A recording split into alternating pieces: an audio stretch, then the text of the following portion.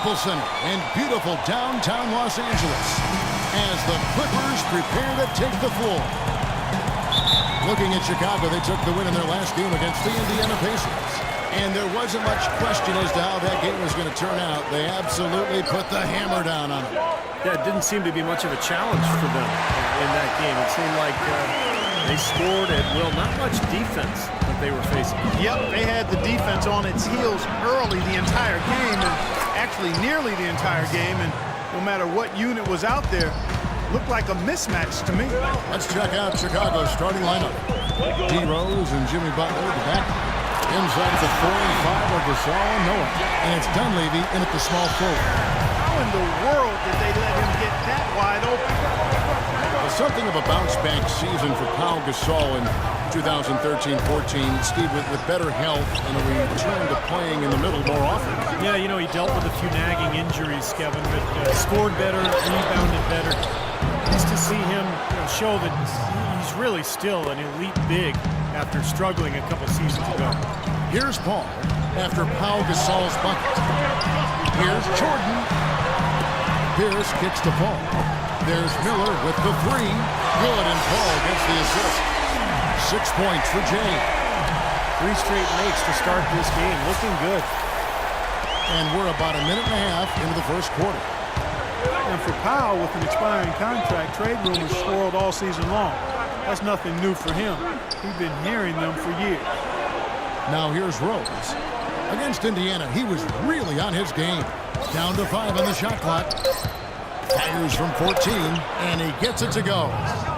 Rose has got his first bucket in this one. It's got to be nice for them to know that game in and game out, this offense is going to be there for them. From Powell last season making $20 million a year. Hard for the Lakers to trade him when they wanted cap space. In the end, he found a new home and a new start. That one goes. Count it. Fantastic pass. He turned that one into a pretty easy basket for his teammate. And it's Paul penetrating. And DeAndre Jordan throws it down. Excellent communication between teammates on the alley-oop there. And that's what you need to pull that off. Well, both ends of that play, just fantastic. The Los Angeles Clippers coming to this one after the win against the Suns. Oh, get it! Watch out now. Wow, we're going to remember that one for a while. I know I will, Kevin. That was special. Oh, man, that was a circus dunk. Chicago trailing here. About 3 minutes gone here in the first quarter. Rose in a foul on the shot. He'll go to the strike for 2. It's on Paul Pierce.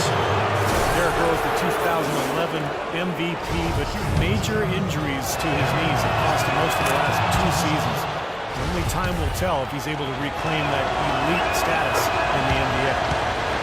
And you recall Derrick Rose had some knee issues in Memphis as well. Yeah, nothing nearly as serious as what he's encountered recently. But hey, he's only 26. I mean, if he doesn't win another MVP, I think he's still got a good chance to be an impact player, a high-level impact player, even an all-star going forward.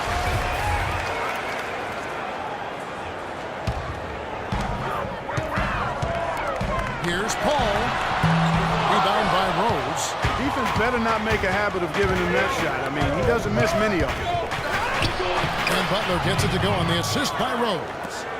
Just under 3.5 minutes gone here in the first quarter. Miller kicks to Griffin. Fader on the way. Good. You can't give him that shot. And a few open looks are all it takes, and he can really get rolling. The Bulls have gone 6 of 8 in the game so far. A very solid start for them. And so it looks like the Bulls will retain possession here.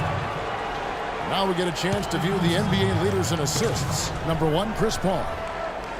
You can't ever underestimate how valuable it is, Kevin, to have a guy who can move the ball around on your team and find the open man. Not only can he do it, he wants to do it and does it well.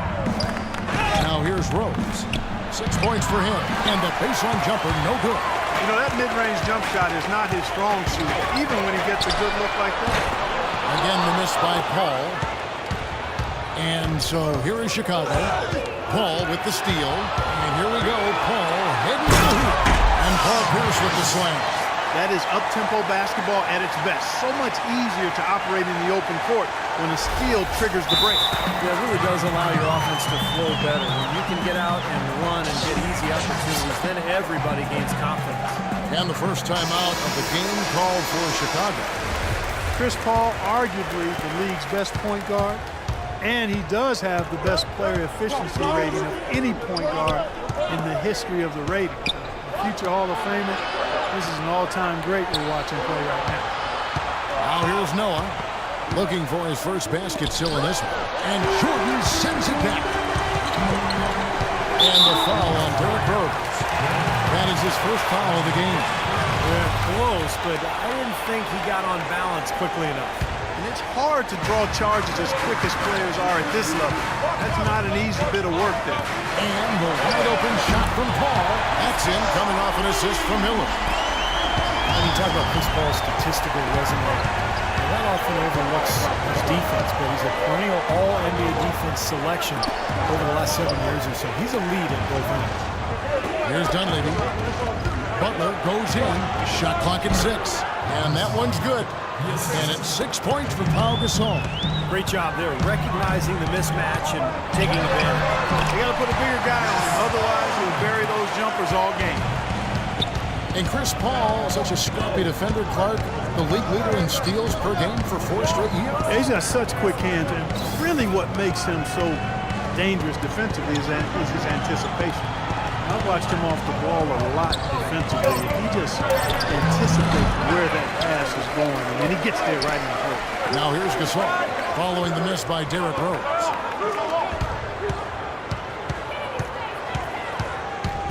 To the left wing. Second shot opportunity, and it's good on the way in. Rose has got 8 points. Really tough to get that shot off with the size differential there. It's not an individual matchup he's going to win every time, especially in the post.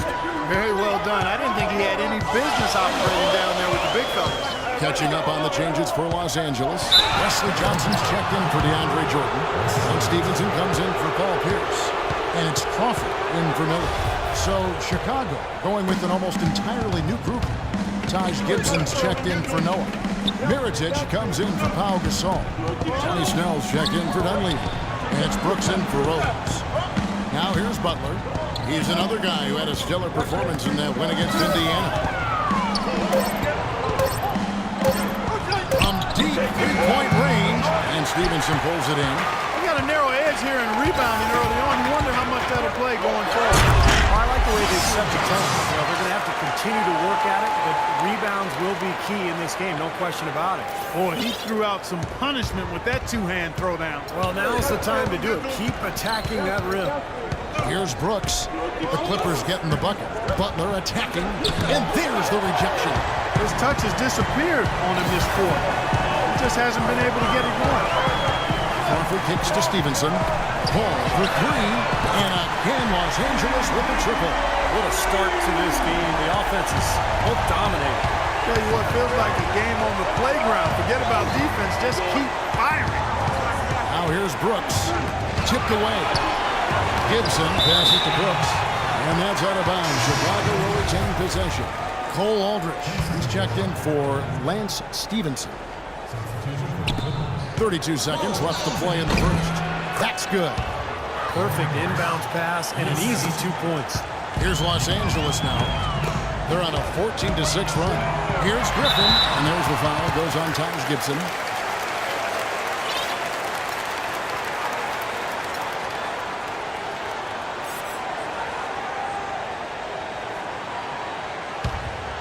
Here's Johnson. 9-point game his last outing. Griffin a screen on Butler. And it's Johnson penetrating. Up loose off the pick and hammers it home.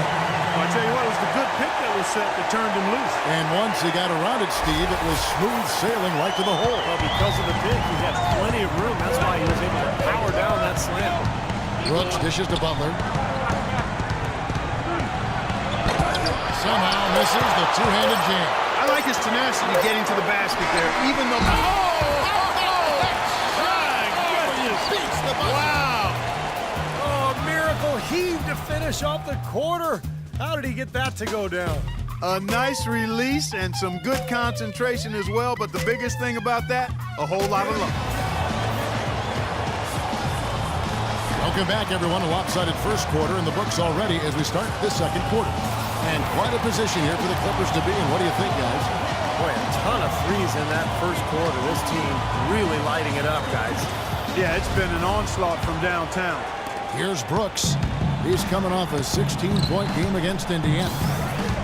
Not a lot of people thought, Steve, that Chicago had a chance last year to do much when Derrick Rose went down, but they stuck with it and ended up in the playoffs nonetheless. And they didn't just make the playoffs, so they had home court advantage in the first round as well. And a chance here presented by Gatorade to see who's on the floor, all fueled up and ready to go for the start of the second quarter. So for Chicago right now. Tell you what, he's going to put that one in his scrapbook. Absolutely insane with that dunk. Well, now they're starting to rub it in. Like they have build up a lead, and here we go, folks. It's showtime. And why not? I mean, the more plays they make like that, the more they'll have these guys on the ropes. And Mirotic kicks to Gasol. 6 on the shot clock. Snell, and it's good, assisting on the play with Brooks. The defense sagged off, and, you know, he did not hesitate to rise up and bury that three. And here's Johnson outside, and again, Los Angeles with the triple. And they've set up countless buckets off assists. That's a huge part of what they've been doing here today. A lot of dime dropping going on out there, Steve. Gasol. And they're going to count the bucket and send him to the line. It could be a three-point play. Chicago making some changes. Joakim Noah is checked in for Gibson. Dunleavy comes in for Mirotic. And Derrick Rose is subbed in for Aaron Brooks.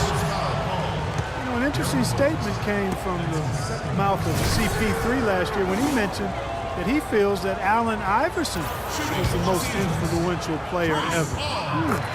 Interesting. Most probably would have said Jordan.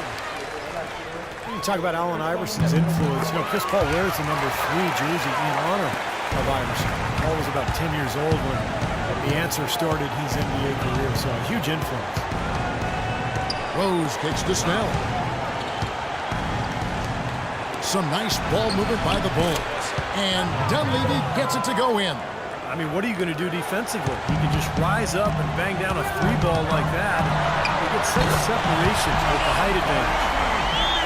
And you look at Chris Paul and Allen Iverson. What similarities do you see in their games? Well, really just size. That's the only thing. Allen Iverson is a speed merchant. Chris has tremendous and deceptive speed, a little stronger, more of a quarterback. AI was just a flat-out killer of a scorer. I mean, the guy did some amazing stuff for a long time at his size. I mean, he was 6 feet tall and 150, 160 pounds tall. Just put buckets on guys like I hadn't seen a small guy do since Nate Arthur. And Isaiah Thomas was certainly a little strong. And let's get this update now from Doris Burke, who's across the way on the sideline. Hi, guys. Over that break, I was able to catch the message Tom Thibodeau was giving to his team. He thinks the use of ball screens and pick and rolls is the best formula for success against the defense they're currently looking at, and he let his guys know it. He said also that their offense needs to be a patient one. He told them, don't rush things.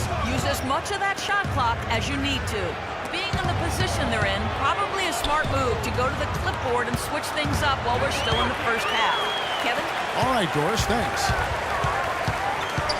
Stevenson drives in. Paul passes to Miller. And a great assist by Paul as that one goes in. And that's now 11 points for James. And look at how the hustle game has been going for the Clippers. They've come out in attack mode defensively, applying pressure and stealing the ball repeatedly. So another factor in their offense so far has been their ability to convert and score off turnovers. Quarter number 2, around 3 minutes gone by. Noah against Jordan. Stolen by Stevenson. If you really want to make things hard on yourself, that's exactly how to do it. Turnovers on back-to-back trips down the floor. Well, they're not doing themselves any favor. The next possession needs to be a good one. They've got to find their offensive rhythm. The Clippers shooting their 3rd and 4th free throw shots of the night. And you look at the numbers, guys, this team shot a 73% clip over the course of last season. And, you know, whenever they get into a stretch where it looked like maybe they would turn it around at the line, they would immediately take a step back. He's off on the second. He's been absolutely in control. No slowing down for Miller. He has 12 points, and the three-pointers have been dropping for him. He's got 3.